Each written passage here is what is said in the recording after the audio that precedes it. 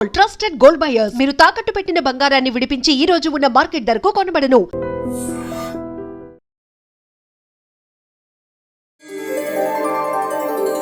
శ్రీ సీతారామాభ్యాం నమః. శ్రీ సీతారామాభ్యాం నమః. శ్రీమదాంజనేయాయ నమః. అమలకనకవర్ణం ప్రజ్వలత్పావకాక్షం సరసిజనిభవక్త్రం సర్వదా సుప్రసన్నం రణరచనసుగాత్రం కుండలాలంకృతాంగం పరజయకరవాలం రామదూతం నమామి.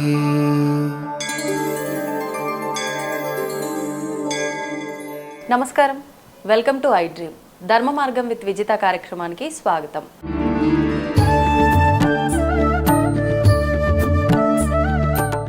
ప్రస్తుతం మనతో పాటు ఉన్నారు హనుమత్ ఉపాసకులు, శ్రీ హనుమత్ పీఠం వ్యవస్థాపకులు ఘంటసాల సత్యసాయి గారు. గురుగారితో మాట్లాడి హనుమంతుడికి సంబంధించిన సందేహాలన్నింటినీ కూడా నివృత్తి చేసుకునే ప్రయత్నం చేద్దాం.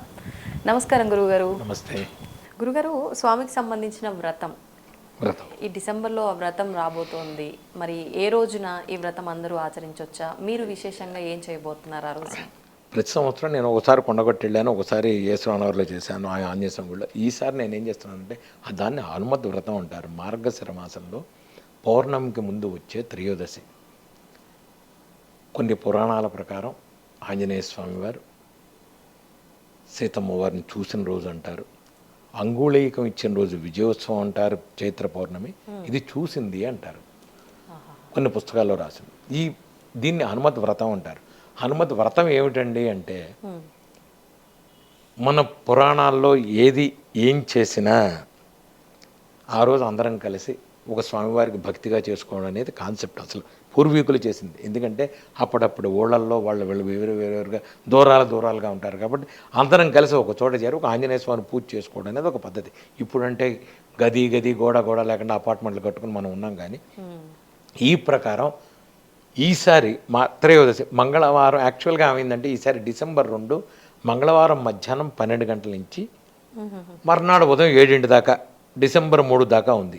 నేనేం చేస్తున్నానంటే ఈసారి సాక్షాత్ శివస్వరూపాయ ఆంజనేయాయ కాబట్టి కేసరగుట్ట, హైదరాబాద్ దగ్గరలో ఉన్న కేసరగుట్టలో 108 సార్లు పారాయణ చేసి, ఎంతమంది వస్తే అంతమందిని నేను తీసుకెళ్ళి ఆ రోజు అక్కడున్న ఆంజనేయ స్వామికి పొద్దున్నే అభిషేకం చేసి వడమాల, అప్పాలమాల, 108 కొబ్బరికాయలు కొట్టి స్వామివారికి 108 సార్లు పారాయణ చేసి అక్కడ భోజనం చేసి, అక్కడ ఉన్న సత్రంలో వాళ్ళు కేసరగుట్ట వాళ్ళు నేను వెళ్ళి మాట్లాడి వచ్చాను.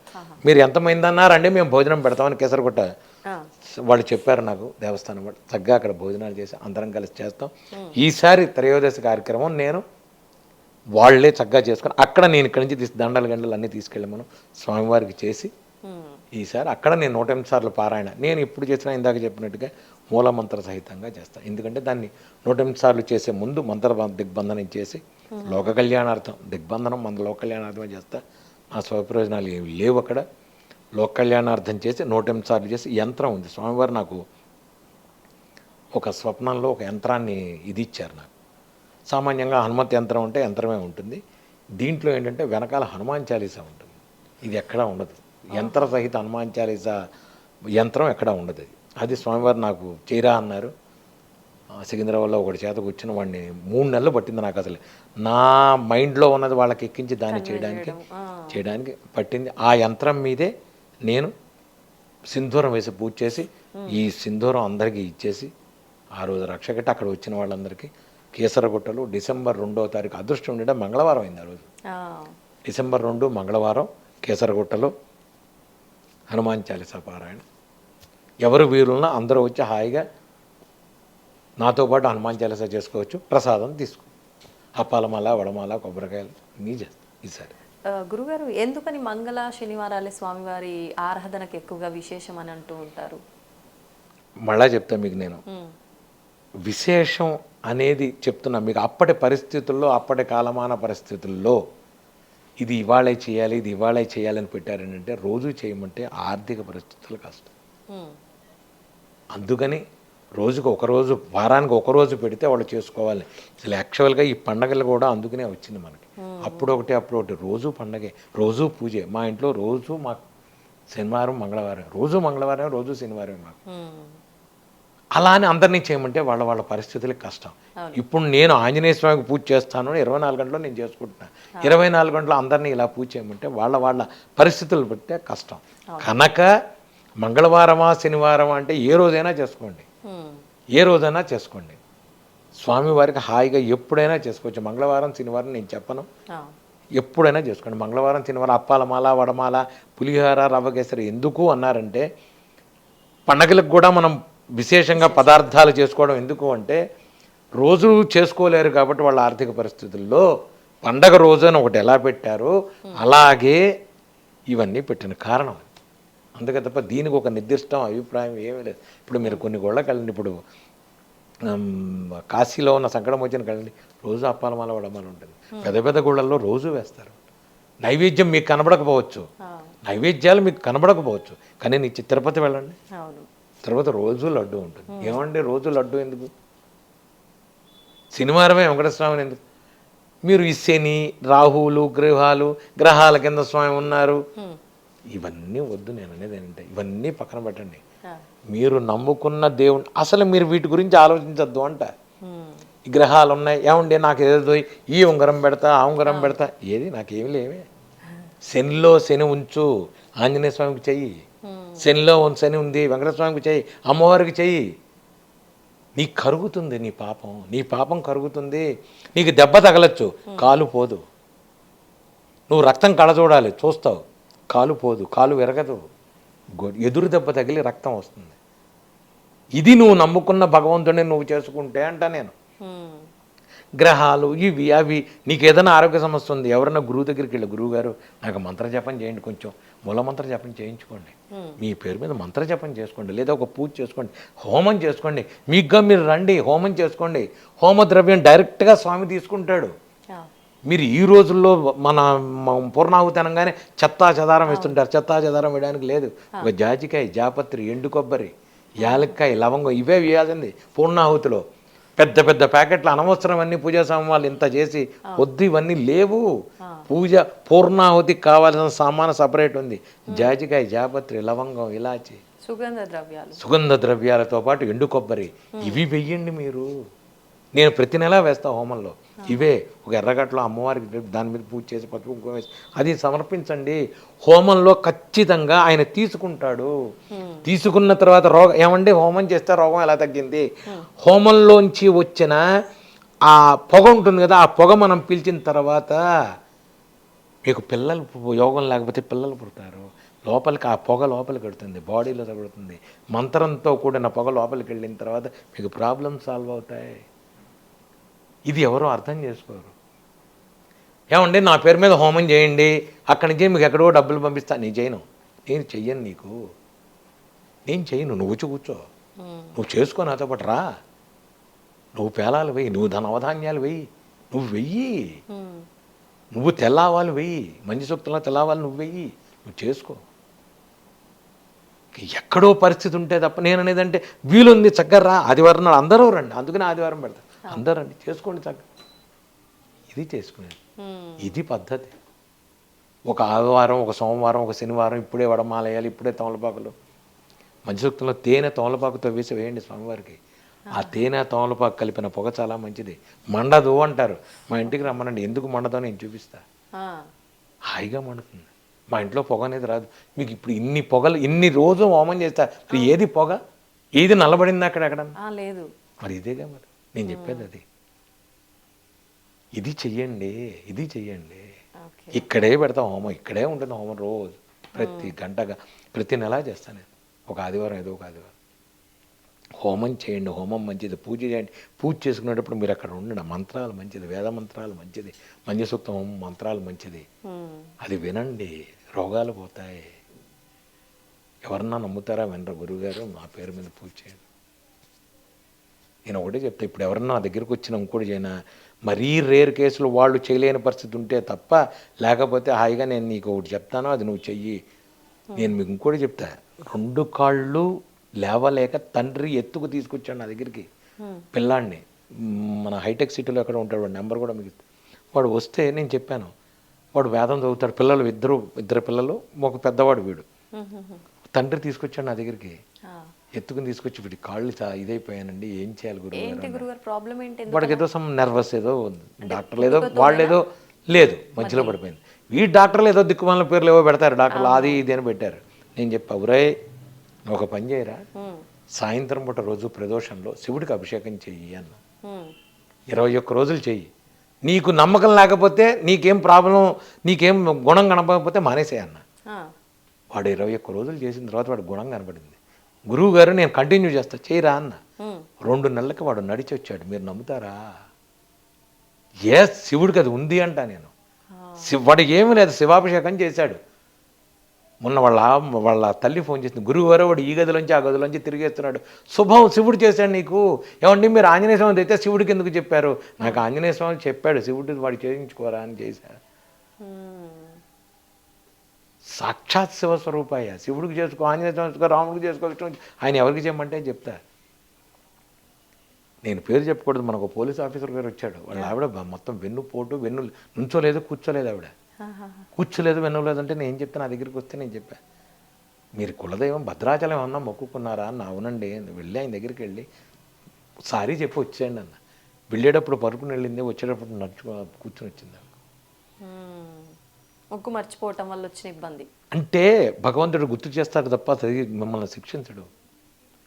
నీకు మర్చిపోయి గుర్తొస్తుంది అప్పుడు మనం సామాన్యంగా సంతోషంలో అప్పుడు భగవంతుని గుర్తించంగా మనం 24 గంటలు పబ్బులకి వెళ్దామా, సాయంత్రం 5 స్టార్ హోటల్స్, హ్యాపీ బర్త్డేలు ఇవి కదా. సాయంత్రం ఎప్పటికి మన అందరం కలిసి సామూహికంగా హనుమాన్ చాలీసా చేసుకుందాం, శివుడికి ఇంట్లో రుద్రాభిషేకం పెడదాం, హ్యాపీ బర్త్డే ఎంతమంది చేస్తారు?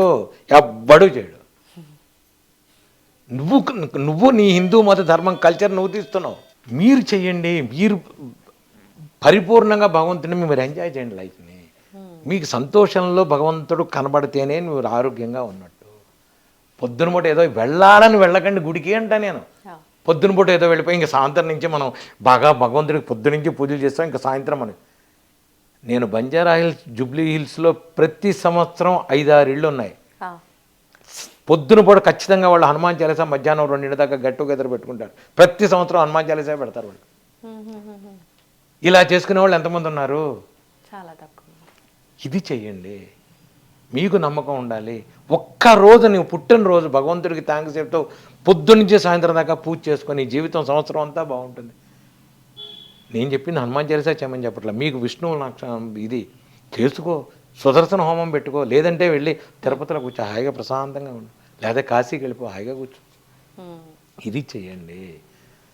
మీకు ఎప్పుడైతే సంతోషంలో భగవంతుడు కనపడతాడో మీ ఆరోగ్యం బాగుంటుంది, మీరు హాయిగా ఉంటారు. దుఃఖంలో భగవంతుడు కనపడడం ఖచ్చితంగా కనపడతాడు. ఎవరి కోసం కనపడ్డు ఆ రోజు గుర్తుకొస్తాడు నీకు.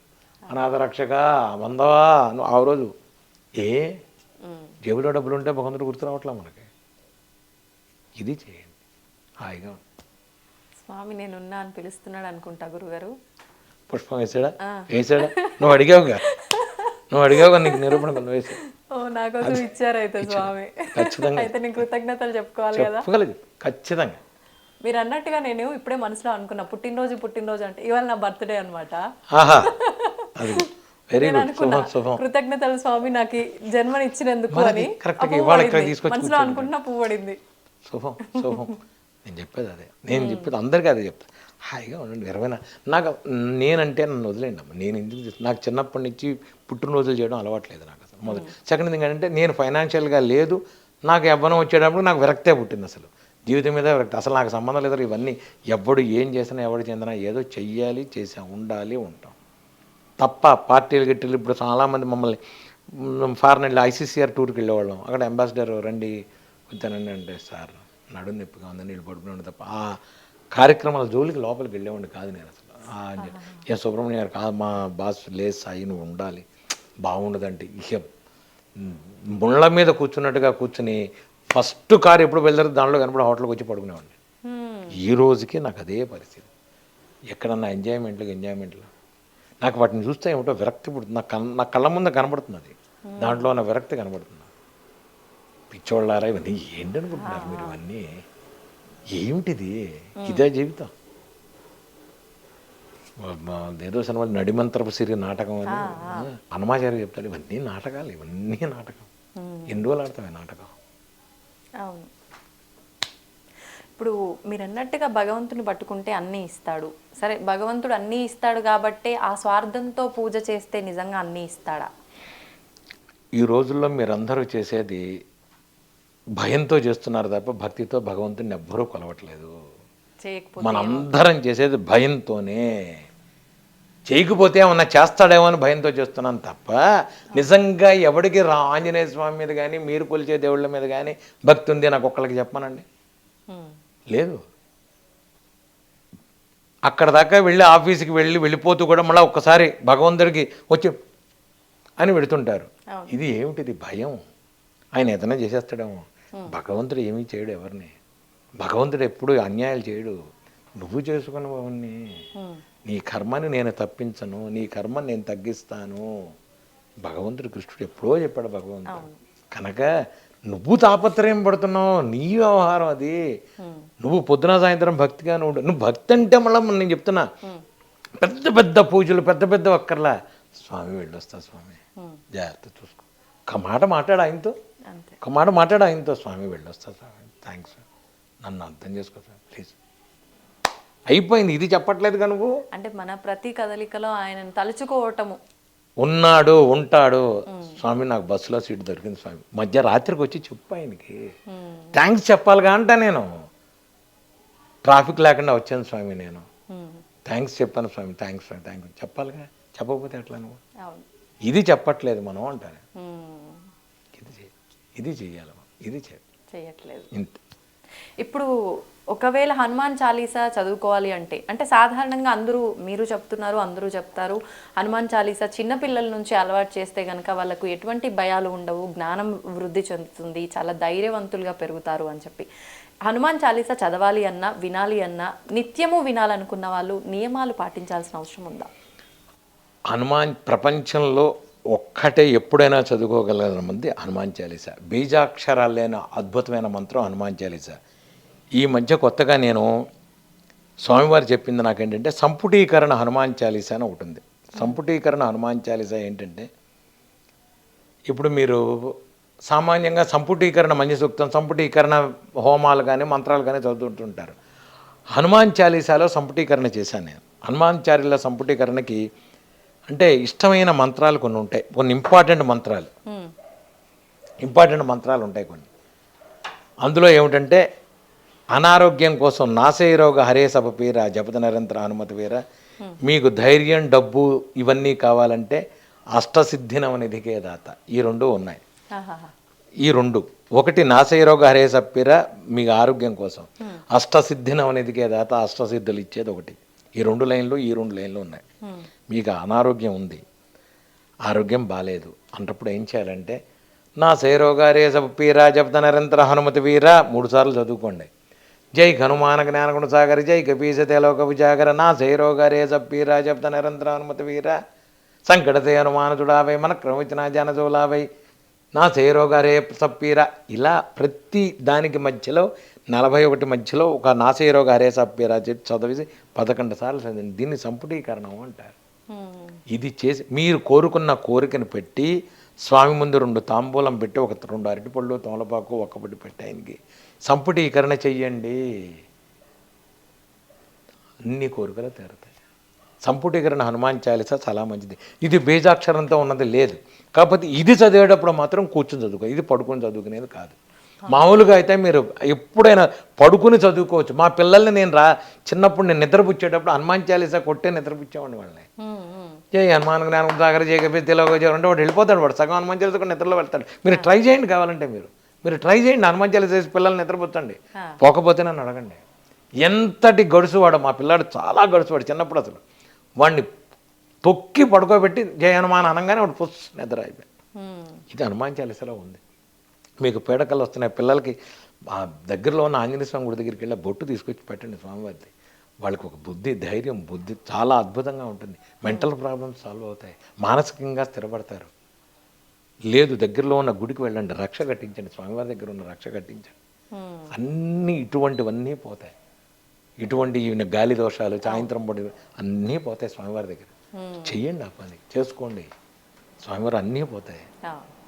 ఇవి చేయకుండా మనం ఇంకోళ్ళని అంటాం ఎందుకు, వద్దు అంటారు. ఇవన్నీ స్వామివారు చేసేవే. మీరు ఎటువంటి పరిస్థితుల్లో ఇబ్బంది లేకుండా చేసుకునేది హనుమాన్ చాలీసా చదువుకోవడం ఒకటి, లేదంటే మీ ఇందాక చెప్పినట్టుగా నేను మీకు ఇది చదువుకోండి, దండకం చదువుకోండి, శ్రీ ఆంజనేయం ప్రసన్నాంజనేయం పిల్లలకు వినిపించండి. మీకు రాలేదు, ఇద్దరు కలిసి యూట్యూబ్లో వినండి. నేను అనేది ఏంటంటే చాలు. ఇటువంటి సంతోషం గురుగారు, చాలా సంతోషంగా ఉంది మీతో మాట్లాడుతున్నందుకు. నిజంగా నేను ఏవేవో అడగాలనుకున్నాను, కానీ నాకు అడిగే అవకాశం లేకుండానే చాలా మంచి విషయాలు అయితే మీరు వివరించారు. సంతోషం. వివరంగా అంటే మీరు చెప్పిన దాంట్లో నుంచి మళ్ళీ ఒక్కొక్క అంశం తీసుకొని మాట్లాడే అవకాశం ఇవ్వాలని అనుకుంటున్నాను. తప్పకుండా. ధన్యవాదాలు గురుగారు. శుభం.